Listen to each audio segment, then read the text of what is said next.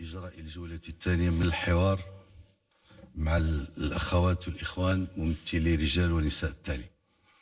هذه الظروف الصعبة وهذه الظروف الاستثنائية لن تمنعنا من تحسين دخل نساء ورجال التعليم، إيمانا منا بأن دورهم أساسي.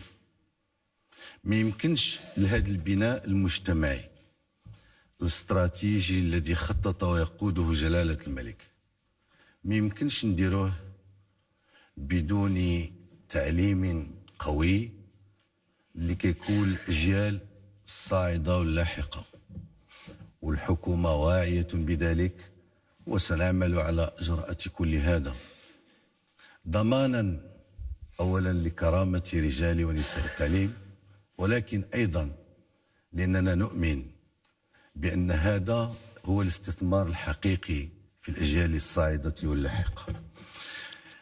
لما كنهيو البعد الشق الاجتماعي ما كاينش الوقت بزاف باش نطول وندخلوا في التفاصيل، قد تأتي فرص أخرى، كانت عندنا فرص في النقاش. كاين البعد الاقتصادي اللي كيخلق الثروة والشغل ويخلق معدلات النمو اللي افكتيفمون تمكن الشباب المغربي من حياة كريمة وولوج الشغل. وهذا البعد الاقتصادي